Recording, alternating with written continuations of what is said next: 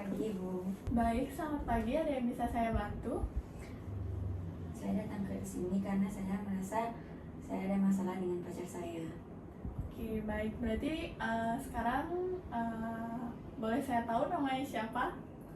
Baik, perkenalkan nama saya Santi. Kalau boleh tahu dari kelas berapa? Saya dari kelas 11 MIPA 2 Ibu. Baik, tujuan konseling ini adalah membantu kamu untuk memahami masalah pacaran yang sedang kamu alami saat ini dan mencari solusi yang terbaik buat kamu. Serta selama konseling berlangsung, semua cerita yang kamu sampaikan akan Ibu jaga kerahasiaannya. Ibu tidak akan menyampaikan ke siapapun tanpa izin kamu kecuali ada hal yang membahayakan diri kamu atau orang lain. Dan Ibu juga akan menjelaskan peran Ibu di sini adalah untuk mendengarkan, membantu, dan mendampingi kamu tanpa menghakimi sama sekali. Sedangkan peran kamu adalah bercerita dengan jujur dan terbuka agar bisa mencari solusi bersama. Baik, terkait masalah waktu dan aturan, konseling ini akan berlangsung 45 menit selama sesi. Kita akan saling menghormati, fokus dalam pembicaraan, dan tidak menggunakan ponsel. Jika kamu setuju dengan kesepakatan ini, kita akan langsung mulai konselingnya. Kamu boleh cerita dari mana saja yang ingin kamu sampaikan. Baik, saya setuju Ibu. Baik, waktunya sudah dimulai. Kamu bisa langsung cerita kapanpun kamu siap. Baik Ibu, di sini saya sering merasa cemas dan sedih tanpa alasan yang jelas. Misalnya setiap kali pacar saya lambat membalas chat, pikiran saya langsung kemana-mana. Baik, Ibu bisa mengerti. Jadi ketika responnya terlambat, kamu pasti langsung merasa khawatir gitu ya? Ya Ibu, saya takut pacar saya bosan atau dekat dengan orang lain.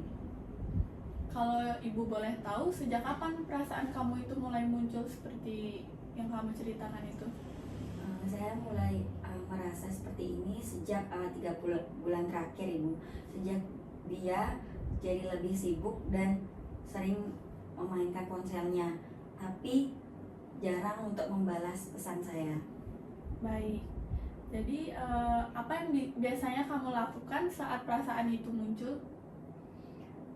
Saya chat dia berkali-kali, cek status dan media sosialnya. Kalau dia meng-up sesuatu tapi belum membalas chat saya, rasanya sangat sakit Ibu, dan saya merasa cemas berlebihan. Baik, Ibu cukup mengerti dengan perasaanmu saat ini, dan boleh Ibu tahu apa yang kamu rasakan saat kamu mengalami semua itu? Bagaimana perasaanmu, bagaimana suasana hatimu? Saya jadi terus berpikir Ibu, saya berpikir yang berlebihan. Kadang sampai saya menangis sendiri dan tidak bisa untuk konsentrasi dalam mengikuti pembelajaran. Baik, berarti dengan kondisi yang seperti ini berarti sangat berpengaruh ya pada Dek Santi dalam fokus Dek Santi dalam belajar. Ya Ibu, sangat benar-benar berpengaruh terhadap nilai saya. Nilai saya sempat turun. Saya juga jadi sering melamun di kelas. Saya benar-benar tidak konsentrasi dalam mendengarkan penjelasan dari guru maupun teman saya. Baik, Ibu bisa mengerti. Bolehkah Ibu bertanya, sudahkah kamu membicarakan tentang masalah ini dengan pacarmu secara empat mata agar kalian bisa saling mengerti seperti itu? Pernah Ibu, tapi dia bilang saya terlalu berlebihan dan saya terlalu posesif. Saya terlalu mengekang dia. Itu respon dari pacar saya. Baik, setelah kamu mendengar itu, apa yang kamu rasakan pada saat itu? Yang jelas saya sangat merasa sakit hati Ibu. Saya merasa saya tidak dimengerti, saya tidak dipahami. Tapi juga saya cukup takut karena respon dia seperti itu seolah-olah saya menuntut dia. Baik, Ibu mengerti dengan masalah dan perasaan yang Dek Santi rasakan saat ini, dan dari yang kamu ceritakan sepertinya kamu sangat bergantung secara emosional pada hubungan ini. Apakah kamu merasa hidupmu berpusat pada dia atau bagaimana? Ya Ibu, Kalau dia baik dan dia ceria menjawab chat saya merasakan hati saya itu sangat senang.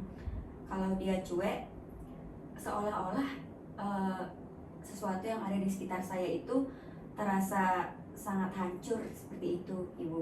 Baik. Sekarang saya ingin bertanya, menurutmu hubungan yang sehat itu seperti apa sih?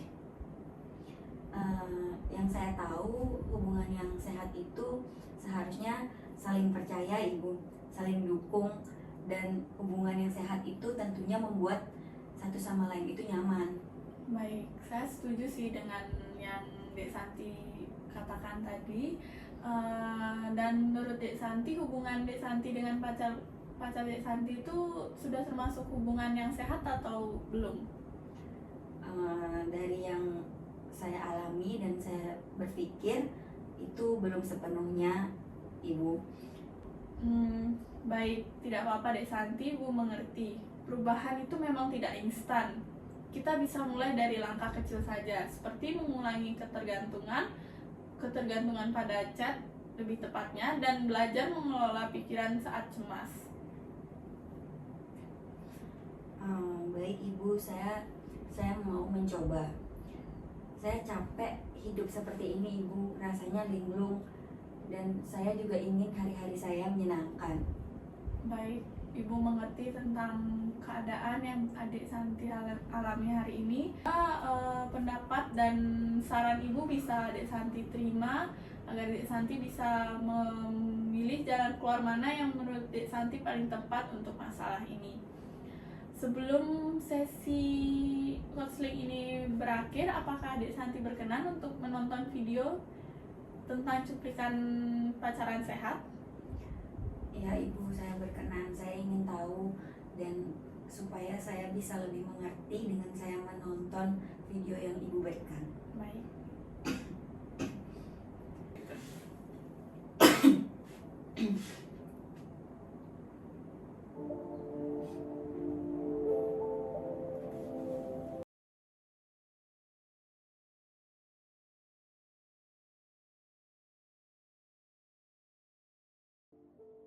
Aku Nuri, umurku 16 tahun. Lah, ada Saat suaranya dong. ini, aku kelas 9 di sekolah muda bersuara.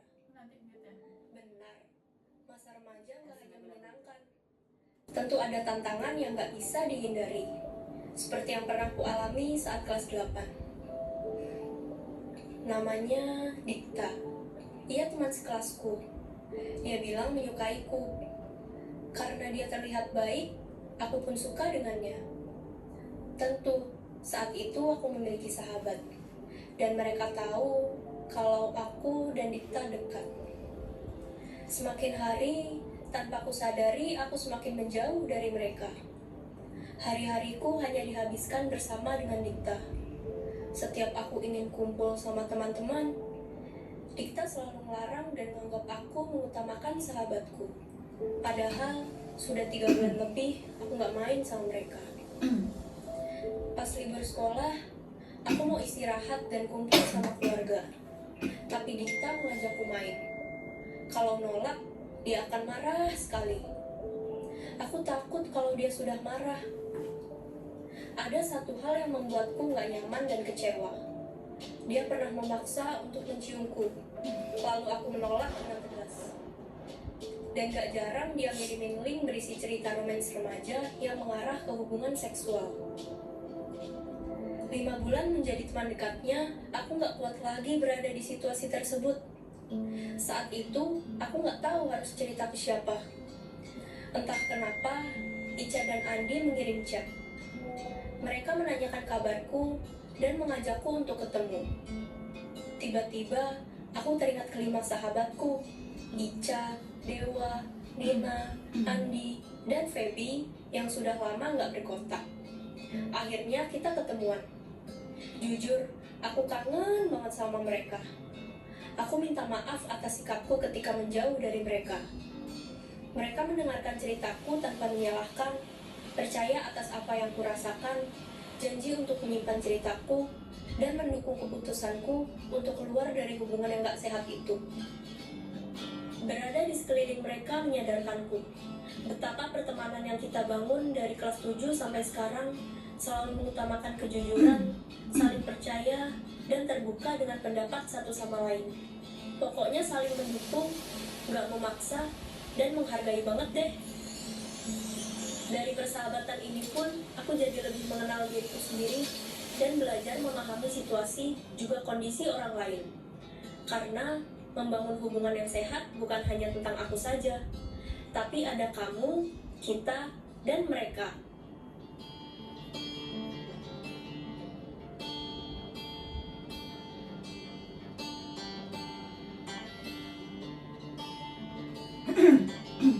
Clear bagus sih.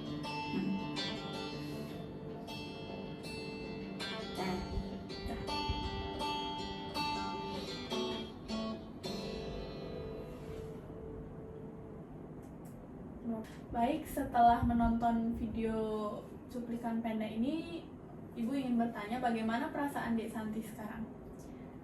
Saya merasa video ini sama dengan kisah yang saya alami, Ibu.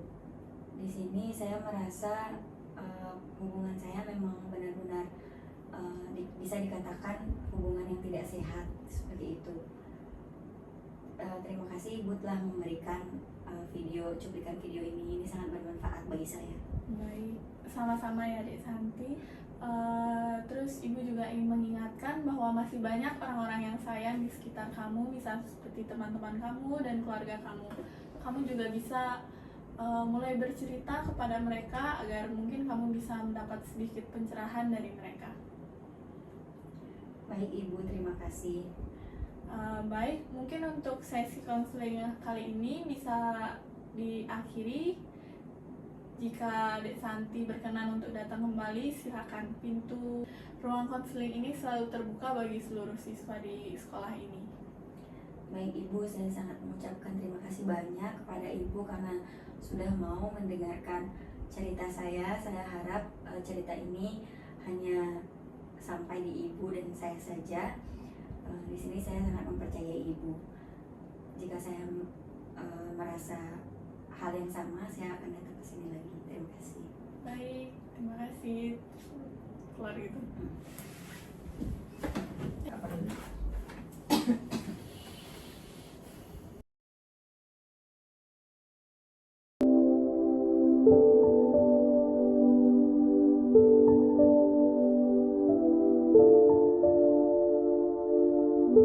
Aku Nuri, umurku 16 tahun.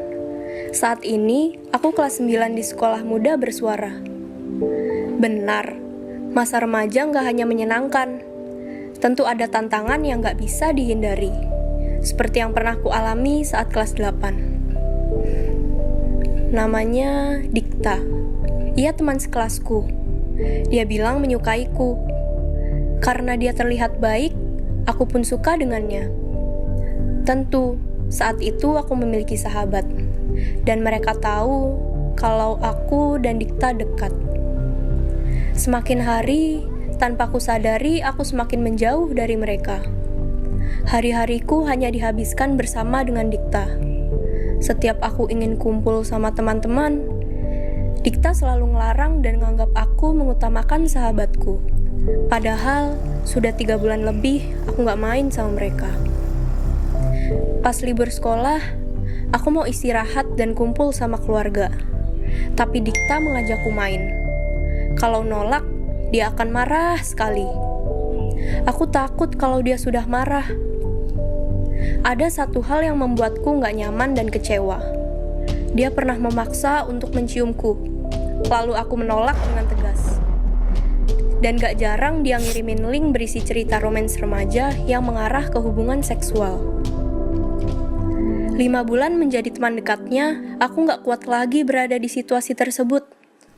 Saat itu, aku gak tahu harus cerita ke siapa. Entah kenapa, Ica dan Andi mengirim chat. Mereka menanyakan kabarku dan mengajakku untuk ketemu. Tiba-tiba, aku teringat kelima sahabatku, Ica, Dewa, Nina, Andi, dan Feby yang sudah lama gak berkontak. Akhirnya kita ketemuan. Jujur, Aku kangen banget sama mereka. Aku minta maaf atas sikapku ketika menjauh dari mereka. Mereka mendengarkan ceritaku tanpa menyalahkan, percaya atas apa yang kurasakan, janji untuk menyimpan ceritaku, dan mendukung keputusanku untuk keluar dari hubungan yang gak sehat itu. Berada di sekeliling mereka menyadarkanku betapa pertemanan yang kita bangun dari kelas 7 sampai sekarang selalu mengutamakan kejujuran, saling percaya, dan terbuka dengan pendapat satu sama lain. Pokoknya saling mendukung, gak memaksa, dan menghargai banget deh. Dari persahabatan ini pun, aku jadi lebih mengenal diriku sendiri dan belajar memahami situasi juga kondisi orang lain. Karena membangun hubungan yang sehat bukan hanya tentang aku saja, tapi ada kamu, kita, dan mereka